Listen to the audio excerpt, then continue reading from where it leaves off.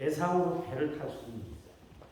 신분증이 없으면 못하게 되죠. 천하의 누가 못하게 되죠.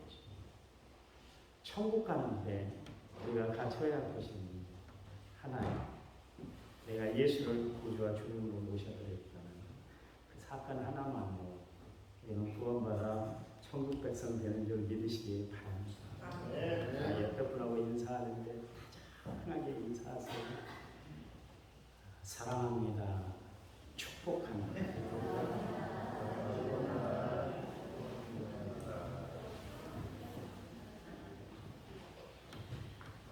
우리가 생명처럼 여기고 살아가야 할 것이 있는데 그것을 저는 정직이다 그렇게 생각합니다. 정직이란 건 뭡니까? 바르게 살아가는 삶을 뜻하는 거예요. 사전적인 의미를 찾아봤더니 사람의 성품, 마음 따위가 모든 그것을 정직이다 그렇게 이야기합니다. 흐트러지지 않고 올바르게 살아갈 때 그런 사람을 보고 야, 저 사람 정직한 것 같아. 저 사람같이 살 것 같으면 법이 없어도 될 것 같아. 그런 이야기를 우리가 하지 않습니까? 이처럼 우리가 거짓 없이 진실하게 살아가는 사람들에게 우리가 표현할 수 있는 단어가 뭐냐면 정직이에요. 정직과 가장 가까운 단어가 있을까? 성경을 통해서 한번 찾아봤더니 진실함, 선한 양심, 신실함 이런 단어가 있을 거예요. 진실은 거짓 없는 가식적이지 않은 마음과 태도를 뜻합니다. 여러분 우리가 믿는 하나님은 거룩하시고 정직하신 하나님이세요. 하나님은 그 본성이 진실하시고 변함이 없기 때문에 그래서 그분은 어제나 오늘이나 동일하신 하나님이세요. 그래서 히브리서 기자는 뭐라고 했냐면 회전하는 그림자가 없으시다. 그러니까 이면이 없으시다. 사람들은 다 이면이 있어요. 좋은 면이 있는가 하면 안 좋은 면이 있어요. 장점이 있는가 하면 단점이 있어요. 왜냐하면 인간은 완벽하지 못한 존재이기 때문에 그렇습니다. 그래서 우리가 단점을 보고 살아가기 시작하면 천하의 누구라도 견딜 수가 없어요. 못 살아요. 그런데 그 사람의 장점을 생각하고 그 사람의 좋은 점을 생각하고 살아가면 그래도 살아갈 수가 있는 것입니다. 진실하신 하나님은 우리에게 진실함을 요구하고 계세요. 그래서 성경에 신명기서 6장 18절 말씀에 보니까 여호와 보시기에 정직하고 선량한 일을 행하라 그리하면 내가 복을 얻는다 그랬습니다. 하나님은 정직하게 살아가는 사람들, 진실하게 살아가는 사람들, 주를 위해서 예치고 살아가는 사람들에게 복을 주신대요. 아무나 복 주는 것 아니에요. 그 이야기는 무슨 이야기예요? 복받을 짓을 해야 된다. 복받을 만한 신앙생활을 해야 된다. 그런 이야기입니다. 여러분, 한국교회 초대교회 시절에 그러니까 막 교회가 태동되던 그 시절 아니 50년 전만 해도 그래도 그래 예수 믿는 사람들은 믿을 수 있어 정직하게 살아가는 것 같아. 그래 교회 다니면 사람이 변하는 것 같더라. 그런 이야기를 했습니다. 아무리 정말 우락부락하게 생기고 왕 도둑놈같이 그렇게 생긴 사람이라 할지라도 예수를 믿으면 저 사람이 정직하게 돼. 그것이 천하가 다 인정하던 그런 말이었습니다. 그러나 오늘날은 상황이 많이 다르습니다. 어쩌다가 유별나게 정직한 사람들이 보여요. 나는 예수 믿는 사람입니다. 그래서 나는 정직하게 삽니다. 내가 손해를 조금 본다 할지라도 내가 욕을 얻어먹는다 할지라도 나는 거짓말하지 않고 살 거예요. 정말 그렇게 버티는 사람들이 혹간에 있는데요. 그러면 주변 사람들이 예수 믿는 사람도 저런 사람들이 있네? 그래요. 그리고 수근수근 그렇게 이야기합니다. 스스로 놀라는 것이고 이것은 무엇을 뜻할까요? 이 사회에 빛이 돼야 할 교인들이 정직하지 못하다는 그것은 안 믿는 사람과 비길 바가 없다 그런 이야기. 안 믿는 사람들과 똑같다 그런 이야기고요. 이 사회에 여러분 가장 불신하는 사람들 뭐예요? 정치하는 사람들 아닙니까? 정치인들의 이야기는 믿으려고 하지도 않고 믿어지지도 않잖아요. 그런 사람들이나 기업가들이나 교회 지도자하고 서로 비교해봐도 떨어질 것이 하나도 없다. 사람들이 그렇게 인식하고 살아요. 성도들을 보면 정말 저 사람이 예수 믿는 사람인지 의심이 가고 한 번 더 찾아보고 싶은 그런 사람들도 있어요. 교회에서만 성도들이 세상에 나가면 세상 사람보다 못한 모습으로 살아가는 사람들이 종종 있기 때문에 그렇습니다. 이런 현실에 우리가 지금 살아가고 있다는 거예요. 하나님 보시기에 지금의 우리의 현실, 우리의 삶의 모습을 보면 하나님이 참으로 가슴 아파할 거예요. 예수 믿는 우리가 여러분 정말 정직한 사람으로 다시 태어나지 않는다 할 것 같으면 하나님께서 한국교회의 얼굴을 돌리실 거예요. 촛대를 옮기실 거예요. 우리 모두가 세상 사람들에게 짓밟히거나 많은 그런 맛을 잃어버린 짠맛을 잃어버린 소금처럼 된다면, 그리고 덩그러니 촛대만 남아있지 촛불이 없고 꺼져버린 그런 교회가 된다면 하나님이 손을 대지 않는다 할지라도 한국교회 하나님의 역사와 은혜, 긍휼하심이 다 떠날 거예요. 하나님 언제까지 우리를 축복해 주시는 것이 아니에요. 작품에 코로나19로 우리가 한국교회가 어떻다는 것을 알게 하고 계시잖아요. 그렇잖아요. 왜 코로나19를 이 시국에 줬을까요? 전 세계에 줬을까요? 그것은 마지막 때 정말 예수 믿는 사람들, 바로 믿는 사람들을 하나님이 찾고 계시다는 것을 알 수가 있습니다. 여러분, 먼저 믿는 우리가 정직한 사람이 되어야 할 것입니다. 그래서 참 하나님의 자녀다운 그런 모습을 보여주고 살아가는 성도들이 되시기를 간절히 부탁을 드립니다.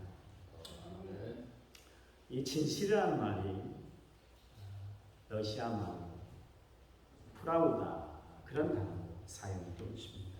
그런데 이 진실한 이 단어에 프라우다라는 이 단어 안에는 약속이라는 뜻이 담겨 있는데, 이 프라우다라는 말이 어떻게 생겨났냐 할 것 같으면 토스토이, 러시아의 토스토이 여러분 잘 아시잖아요. 어느 시골을 여행을 갔는데 예쁜 백합화가 그려진 그런 가방을 들고 갔어요. 근데 한 소녀가 보더니 엄마에게 톨스토이가 지금 가지고 있는 가방을 좀 달라고 막 때를 쓰는 거예요. 졸라대는 거예요. 그러니까 톨스토이가 내가 열흘 후에 다시 올 때 이 가방을 주겠다 그렇게 약속을 했어요. 그리고 나서 열흘 후에 약속대로 돌아왔는데 그 아이는 백혈병으로 죽고 말았습니다. 그때 톨스토이가 그런 이야기를 했어요. 아이는 갔지만 약속은 살아있다. 그래서 그 소녀의 믿음에 갔습니다. 그리고 나무 십자가 묘비 위에다 그 가방 걸어놓았어요. 여러 해가 지난 후 어떤 사람이 그 나무 대신 돌 십자가에 돌로 조각한 그 가방을 거기다가 만들어 놓고서는 프라우다라는 그 비석의 명을 그렇게 새겨놨습니다. 크기에 그것이 명소가 되었다. 그렇게 이야기하고 있습니다.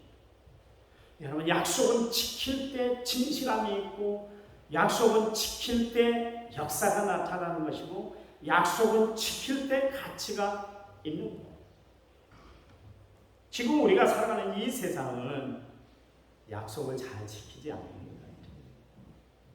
그러다 보니까 남을 믿지를 못하는 그런 세상을 우리가 살다 보니까 사람들은 어떤 것도 서로가 믿으려고 하지 않아요. 모든 게 다 의심거려요.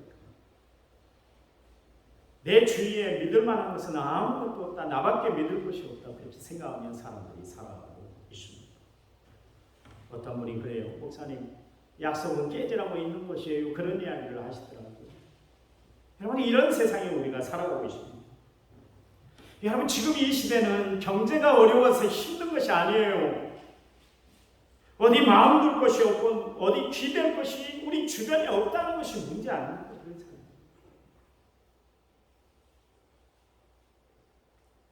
제리 화이트라는 사람이 책을 하나 썼어요. 정직, 도덕, 그리고 양심이라는 제목을 썼습니다. 그 사람은 인간에게 네 가지 정직이 있다, 그렇게 이야기를 해줍니다. 먼저는 일반적인 정직을 뜻합니다.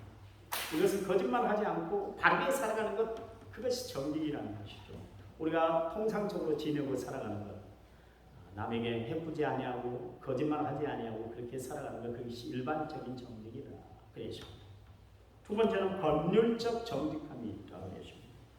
누가 보든 말든 상관하지 아니하고 스스로 정해진 법을 잘 지켜나갈 때 그게 정직합니다. 그렇게 이야기합니다. 법 테두리 안에서 그렇게 잘 지켜나가는 사람들이 있잖아요. 신호등도 잘 지키고 또 여러 가지 사회법도 잘 지켜나가는 사람, 그런 사람들을 우리는 정직하다 그렇게 표현을 한다는 것이죠. 세 번째는 내면적인 정직함이 있다고 했습니다. 하나님이 주신 양심에 따라서 스스로 양심거리는 일을 하지 아니하고 깨끗한 양심을 가지고 살아가는 사람, 그 사람이 바로 정직한 사람이다 그렇게 이야기합니다. 네 번째는 성서적인 정직함이 있습니다. 사람 앞에서도 아니고 자기 자신이 기준이 되는 것도 아니고 하나님 앞에 정직을 두고 살아가는 사람, 그 사람이 진정으로 정직한 사람이다 그렇게 이야기를 하고 있습니다. 오늘 예배드린 여러분, 정말 모든 면에서 정직을 음식 삼고 살아가는 성도들이 되시기를 간절히 부탁을 드립니다. 정직이 여러분의 트레이드 마크가 되세요. 정직이 여러분의 인생 철학이 되시기를 바랍니다. 이 시대에 모든 사람들이 회복해야 될 것이 뭐냐면, 에덴 동산에서 잃어버렸던 아담과 하와가 범죄함으로 말미암아 잃어버렸던 정직을 우리는 다시 회수하고 살아야 됩니다. 회복하고 살아야 됩니다. 그런 이야기. 여러분, 하나님이 찾는 사람이 있어요. 그 사람은 어떤 사람일까요? 정직한 사람입니다. 그래서 시편 18편 1절에서 2절 말씀에 보니까 여호와여 주의 장막에 머무를 자 누구며 주의 성산에 사는 자 누구오니까 정직하게 행하며 공의를 실천하며 그 마음에 진실을 말하는 사람이다. 여기 보니까 하나님 성산, 하나님과 함께 할 수 있는 사람, 천국에 들어갈 사람은 어떤 사람인가? 정직하게 행하는 사람이다. 정직한 삶을 살아가는 사람이다. 성경이 이야기를 하고 있습니다. 여러분, 소돔과 고모라 성이 멸망당하고 말았잖아요. 거기 보니까 의인 10명이 없어서 정직하게 살아가는 사람, 하나님 말씀대로 정직하게 살아가려고 몸부림치는 사람 10명이 없어서 소돔과 고모라 성이 유황 불세례를 받고 말았습니다.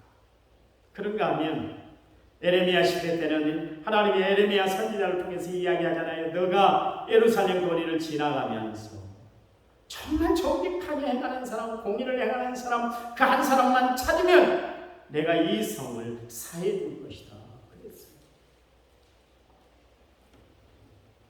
여러분, 초대교회 사도들을 대표해서 교회 사역을 감당하는 사람들 7집사를 선발을 했잖아요.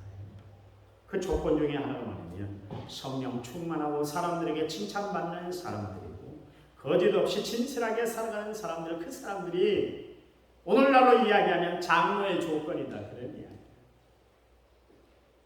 디모데전서 3장 9절 말씀에 깨끗한 양심을 가진 자가 집사의 자격 요건이라고 성경은 이야기를 하고 있습니다. 그러니 하나님은 어느 때나 어느 시대나 하나님이 찾는 사람이 있는데 그 사람은 어떤 사람인가? 정직한 사람이다 그런 이야기예요. 그러니까 하나님 마음에 맞춰서 살아갈 수 있는 사람, 그 사람을 찾는데 그 사람은 어떤 사람인가? 정직한 사람이다 그런 이야기예요. 여러분, 다윗이 하나님 앞에 인정받는 하나님의 사람이 되었던 것, 하나님 앞에 그가 보인 믿음의 모습이 있었기 때문에 그래요. 사도행전 13장 22절 말씀에 패하시고 다윗을 왕으로 세우시고 증언하여 이르시되 내가 이새의 아들 다윗을 만나니 내 마음에 맞는 사람이라 내 뜻을 다 이루리라 하시더니 그러십니다. 다윗이 우리아의 아내 바세바를 범하고 나서 그가 나단 선지자, 그 나단 선지자를 통해서 그의 죄를 책망받게 되셨습니다. 그때 다윗이 죄를 자복했어요.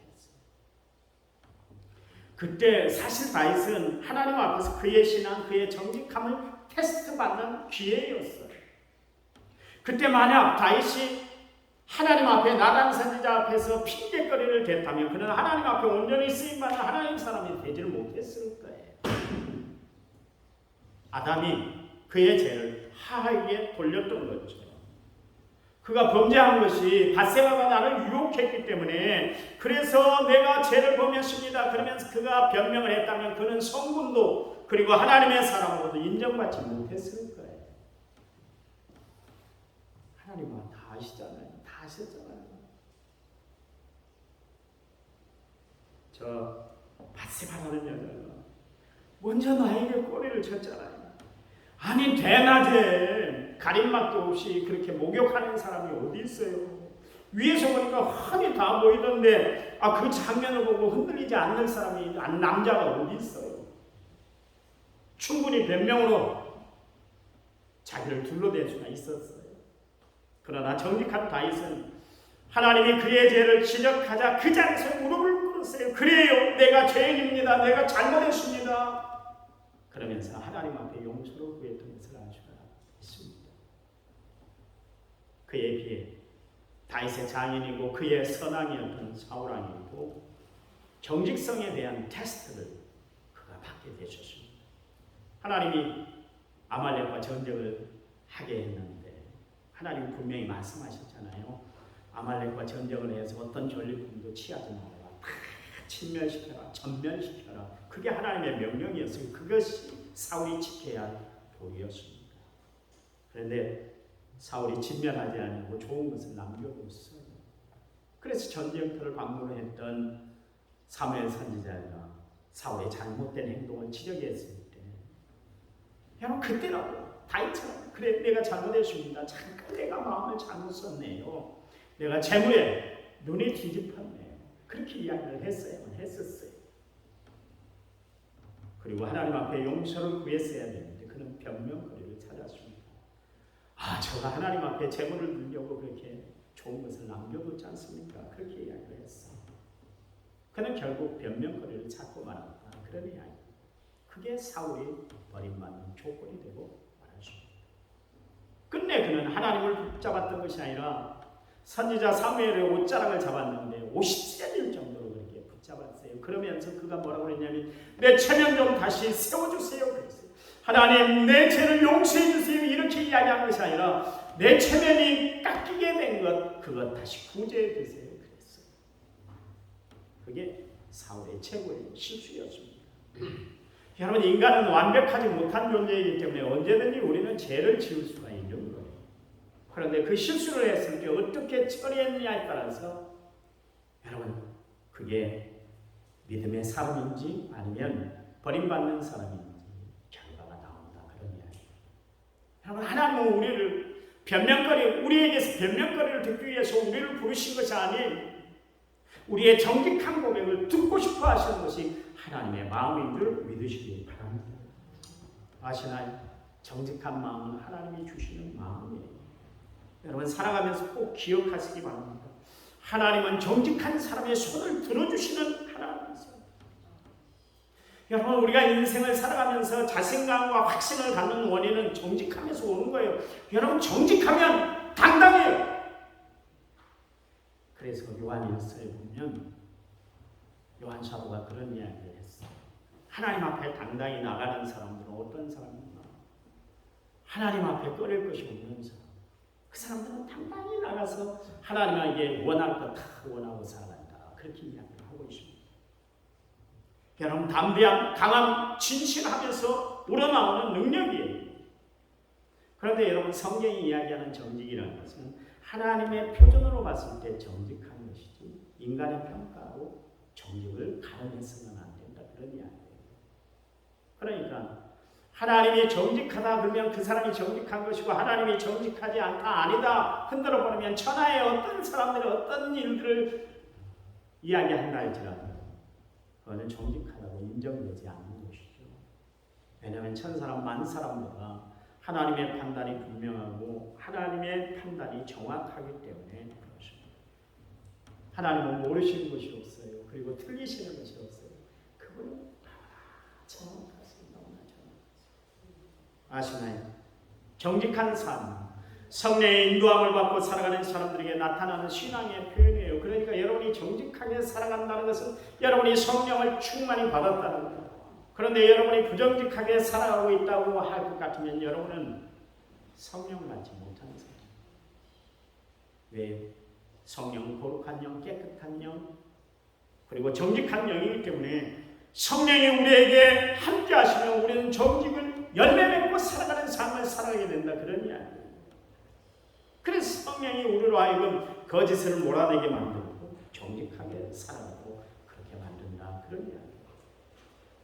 그러면 한번 생각을 해보세요. 내 속에 거룩한 영, 성령이 함께 계신데 죄와 손잡고 살아갈 수가 있어요. 여러분, 내 속에 성령이 함께 하시는데 악한 행실이 나에게서 나올 수 있어요. 남을 저주하고 시기하고 질투하고 원망하고 불평하고 불만스럽게 살아갈 수 있어요.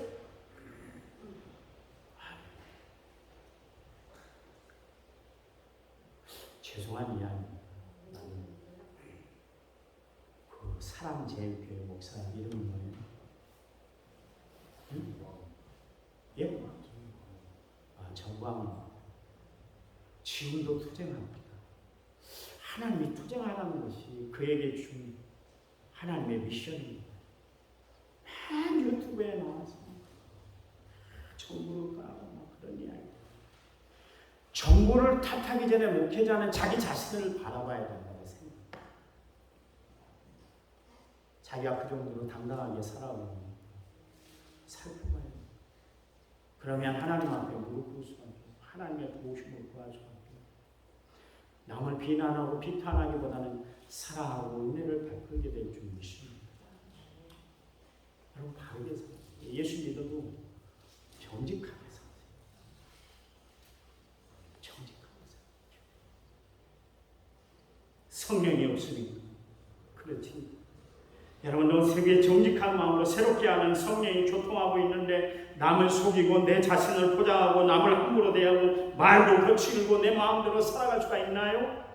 성령이 없으니까 내 마음대로 내 기분대로 내 뜻대로 성질 부릴 것 다 부리고 혈기 부릴 것 다 내고 살아가는 것이지. 성령이 계시면 행동 하나도 하나님의 뜻대로 말하는 것도 하나님께 영광 돌리도록 그렇게 분명히 살아가게 될 줄 믿으시기 바랍니다. 오늘부터 예배 나온 성도들은 정말 성령의 인도하신 가운데 정직한 삶을 살아가는 성도들이 되시기를 간절히 부탁을 드립니다. 예수님의 산상수훈 중에 마태복음 5장 8절 말씀에 뭐라고 그러냐면 청결한 자는 복이 있나니 그들이 하나님의 나라를 하나님을 볼 수 있다는 것입니다. 여러분 하나님과 함께하는 사람은 청결한 사람이고 정직한 사람입니다. 하나님은 존귀한 자의 하나님이세요. 내가 거룩하니 너희도 거룩하라 말씀하신 하나님이 가까이 하고 싶은 사람은 어떤 사람인가? 정직한 사람, 진실한 사람입니다. 그 마음에 어둠이 없고 두 마음을 품지 않고 오직 하나님께만 영광을 돌리고 살아가는 사람, 그 사람이 정직한 사람, 하나님이 찾는 사람이에요. 하나님 정직한 사람들에게 사역을 맡겨주시고 정직한 사람을 들어서 당신의 파트너십으로 사용한다는 것을 아시기 바랍니다. 여러분 부잣집에는 여러 가지 그릇이 있을 거 아니겠습니까?